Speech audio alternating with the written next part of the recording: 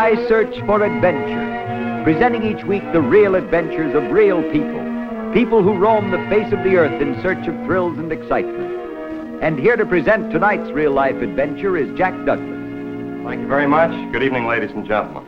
Tonight we're very proud to present the real-life adventure of Commander George Noville and the actual films of one of the greatest expeditions of modern times, the Byrd Antarctic Expedition of 1932-34.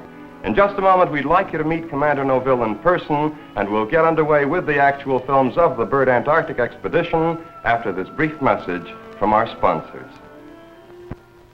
The Byrd Antarctic Expedition of 1932-34.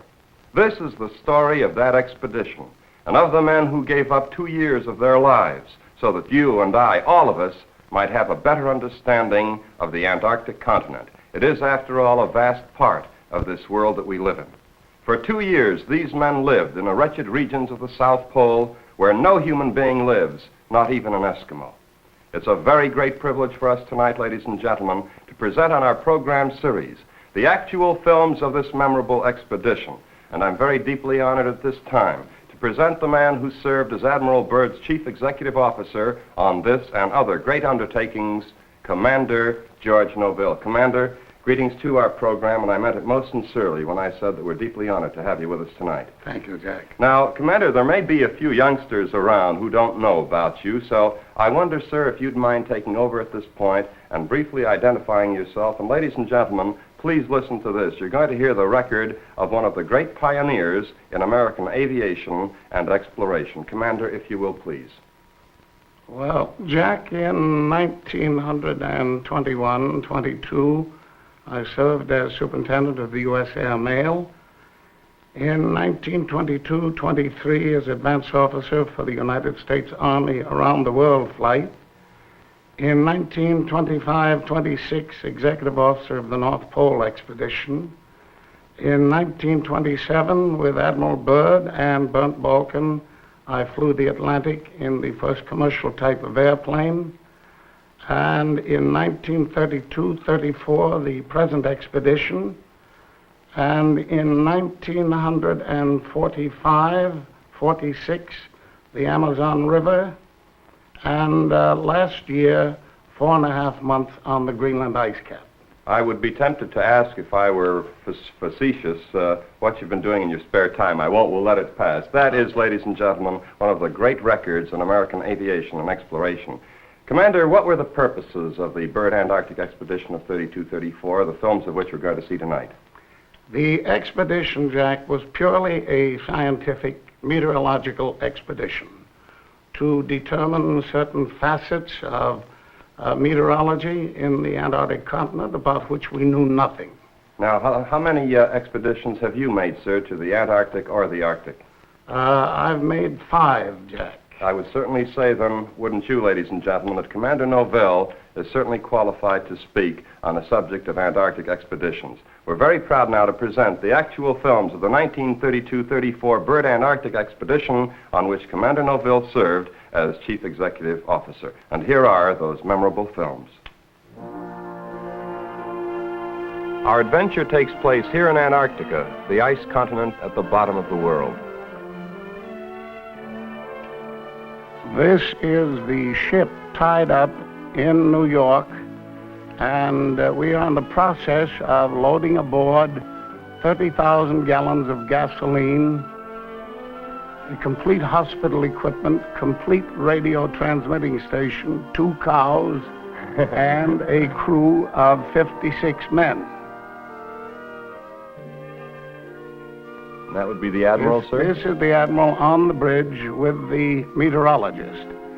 Now, these husky dogs we had to take from Alaska to the South Pole. Here you see the dog drivers fitting the dogs with harness. Each dog had his own individual harness.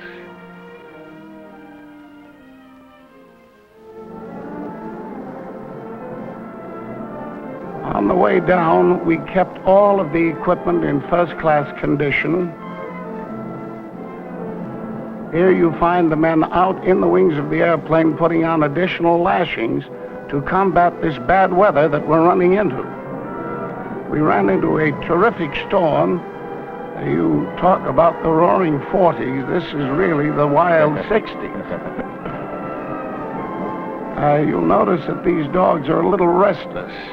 They're not used to the rolling of the ship.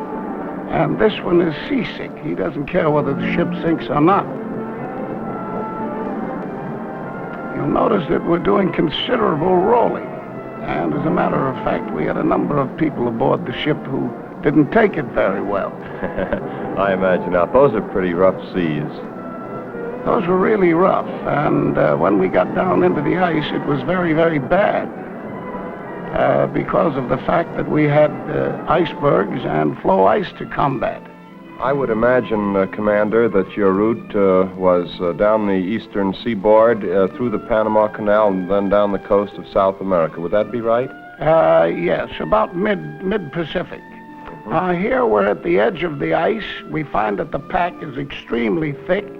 The ship is unable to get through. We steamed up and down the edge of the pack for several hundred miles and finally decided to put the airplane in the water and make a reconnaissance from the air to find out where the pack was loose enough to take the ship through.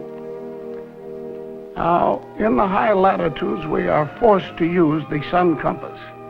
And using the sun compass, necessarily, one has to keep the sun in sight at all times. So we had to fly above the clouds. Here you see the interior of the airplane, looking out ahead, nothing but a thick, heavy cloud bank. This is the route of the ship, the white line into the black area, which is the unexplored Antarctic Ocean, and the dotted lines are the routing of the flight. We ultimately discovered a loose place in the pack, and the ship went through. Here we're approaching the Bay of Whales. You see these tremendous killer whales which congregate here each year. We have taken a small boat into the edge of the bay ice to determine whether or not there's an ice foot sticking out underneath. Now, how thick would that ice wall be there, Commander? That was about 40 feet thick, Jack, and fortunately no ice foot sticking out.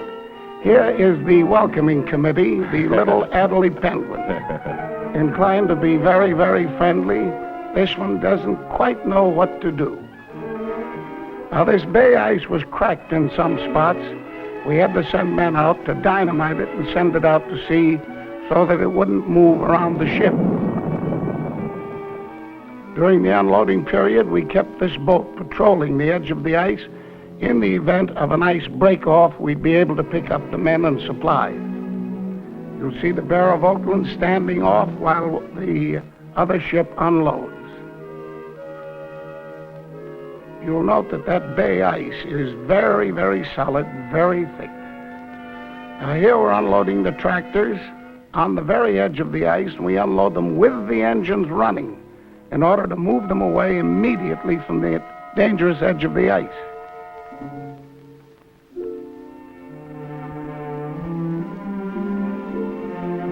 Here we're dropping the TWA plane, the Fokker, which was given to us by Trans World Airlines. And now we're moving the supplies from the edge of the ice up to the site of Little America. We used the tractors, sleds, the dogs, and the airplanes to move supplies up because we didn't have too much time in order to get it from the edge of the ice. Here's a food cache. Commander, how many men were on this Byrd Antarctic Expedition of 32-34? There were 55 men, Jack. I see. 22 of them were scientists. Here you see Weddell seals lying on the trail, absolutely unafraid. They've never seen either men or dogs, so they won't move. There's nothing to frighten them. They've never been hurt. They've never been injured.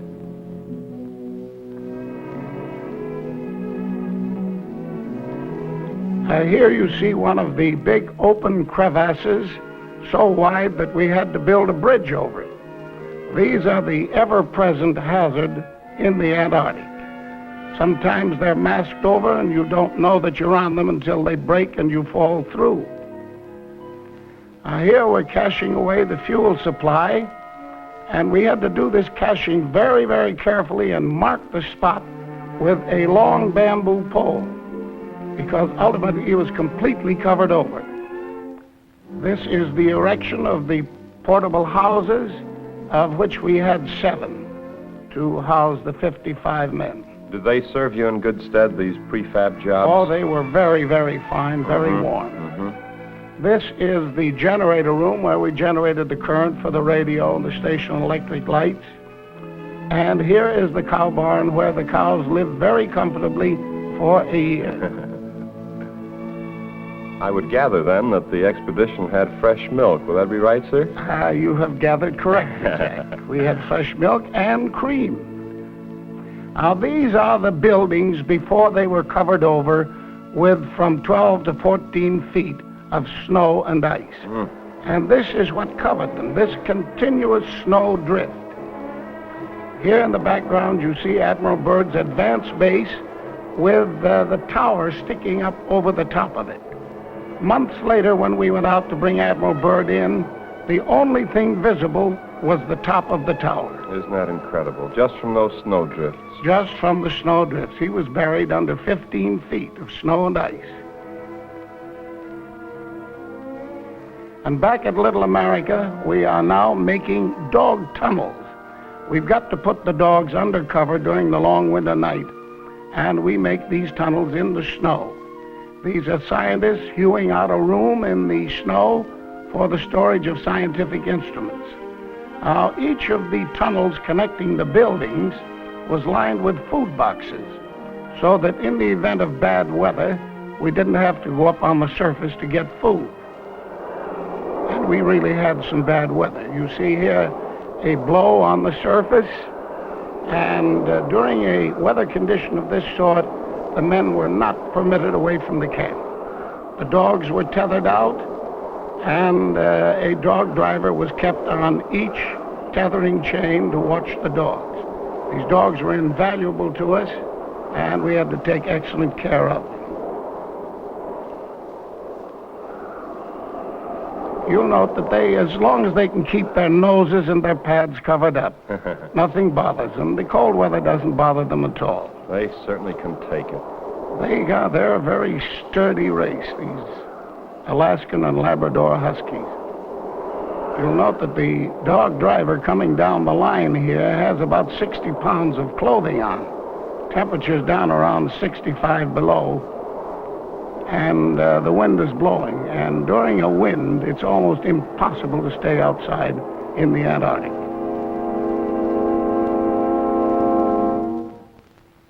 Thank you, Commander Noville. We'll continue with part 2 of this exciting real-life adventure in just a moment. The setting is the Antarctic continent, and here again is Commander Noville with the films of the Byrd Antarctic Expedition of 1932-34. Now, Jack, the buildings are all covered over with 14 or 15 feet of snow and ice, and we have to sink shafts down next to the doors to get down into the building.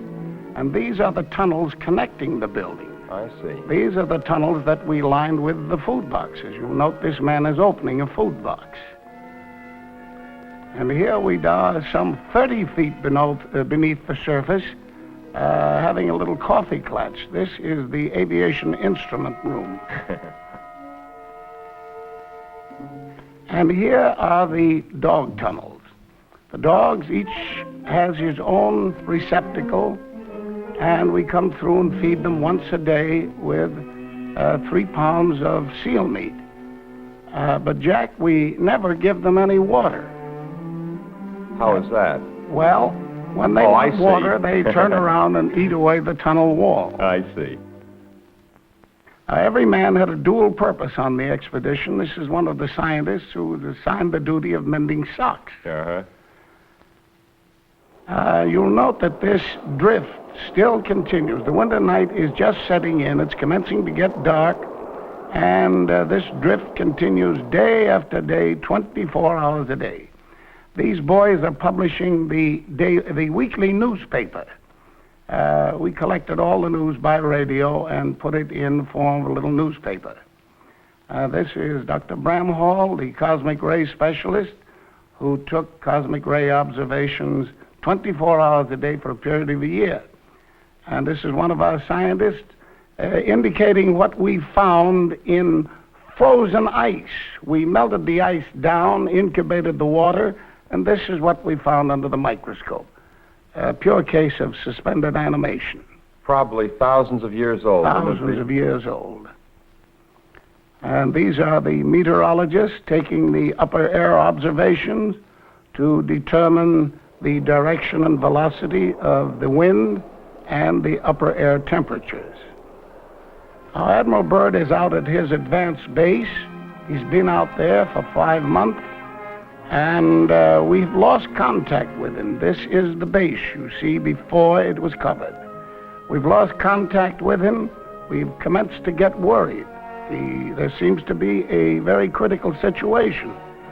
He was supposed to contact us regularly by radio, and we've lost complete contact with him, and we decide that something is wrong. We've got to go out and get him. Now, he was living out there alone, if I recall. He was out there absolutely alone, buried under 15 feet of snow and ice, no life, no sound, no movement. I recall the newspaper headlines of 32 so vividly in connection with his being lost out there. It made headlines all over the world.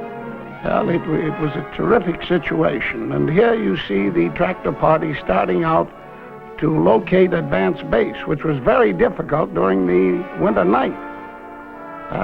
7 attempts were made to get out to advanced base, and finally, after 34 days, one party got out to him. Found him almost dead. Now, it was impossible to fly to him, wasn't it? It was impossible to fly out there to locate him because of the darkness.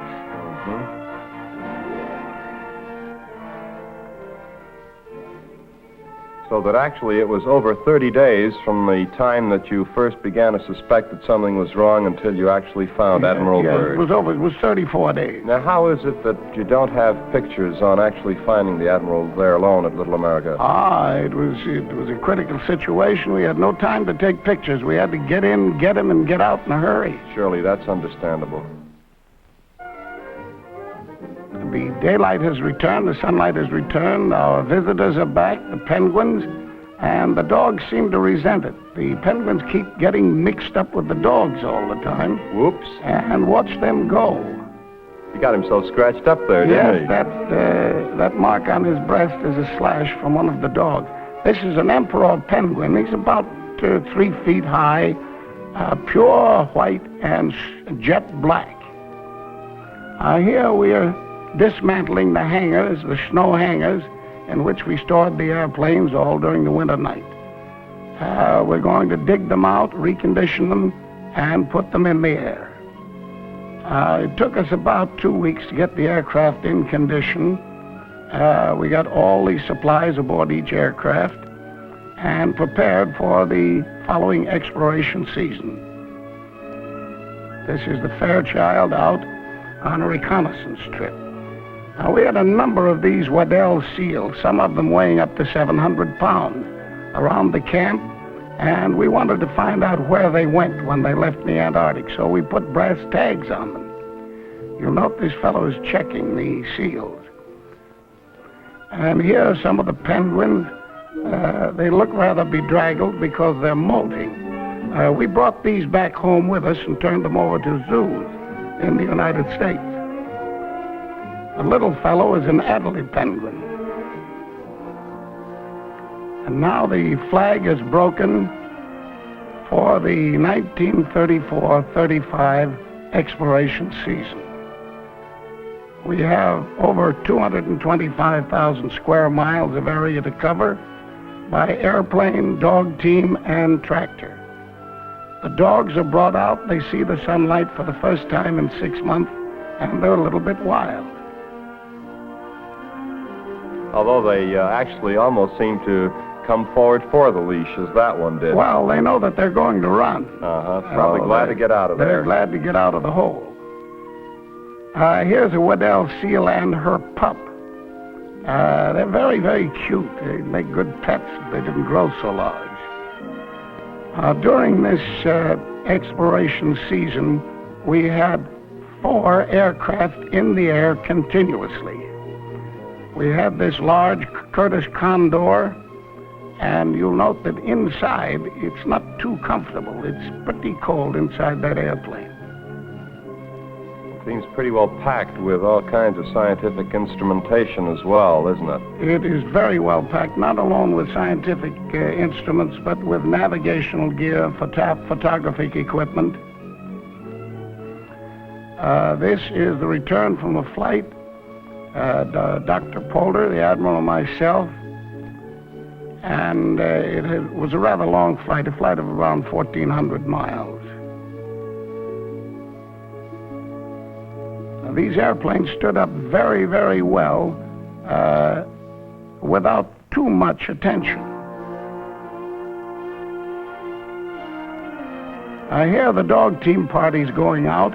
One of these parties went out in the Liv Glacier and stayed out there 120 days. Carried all their own. They were a self-sufficient party. We didn't supply them from the air. A 2-man party like this? 2-man party, yes. Just lived alone out there together for all that time. They had 16 dogs.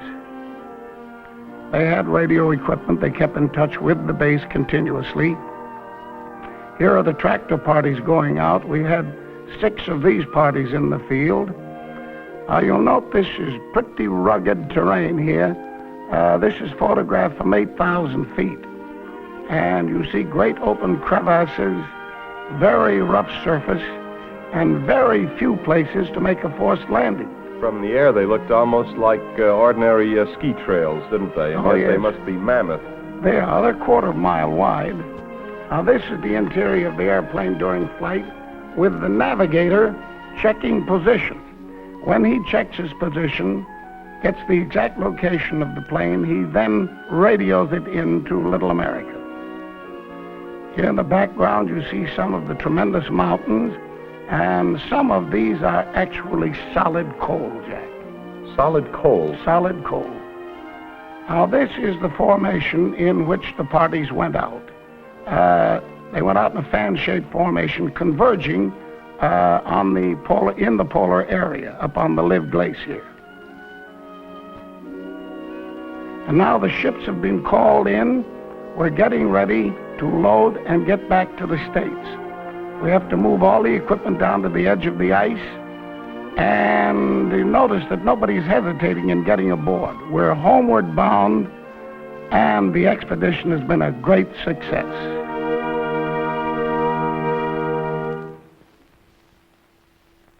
Thank you, Commander, for a very inspiring adventure. Now, when's the next Arctic or Antarctic adventure for Commander George Noville? That's very easily answered, Jack. Never. I'm finished. Have you had it? I've had it.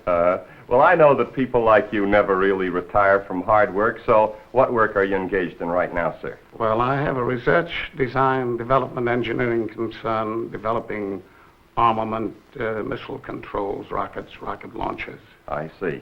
Now, a lifetime like yours has certainly been crowded with 1,000 thrills, and of them all, which one really stands out in your mind above the rest?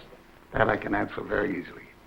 The morning that we fell in the Atlantic Ocean off the coast of France in a storm. By we? Bernd Balken, Admiral Byrd, and myself. Byrd Acosta. That was about 29 days after Lindbergh, was it not? After Lindbergh's flight. I see. And that's really the top to a great career. Yeah. We had to swim ashore. Commander, I want to thank you again very, very much, sir. And may I again repeat how privileged we feel on I Search for Adventure to have shown these memorable films and to have had you here with us in person tonight. Thank you so much, sir. And now, ladies and gentlemen, some scenes from next week's real-life adventure. But first, let's hear from our sponsors. Now, here are some scenes from next week's real-life adventure. Next week, Colonel John D. Craig takes us to Polynesia, that fabulous world of small islands in the Pacific, ranging from Hawaii to New Zealand. To many people, Polynesia is synonymous with romance, and indeed, these islands offer an idyllic setting.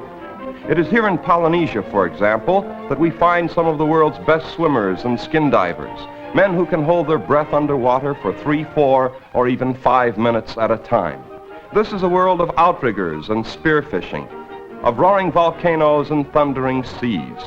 And if our story next week has a hero, it's probably Oscar the Octopus, the Romeo of the underwater world. All in all, it's a romantic, action-packed adventure, Polynesia. And of course, we'll have with us in person Colonel John D. Craig.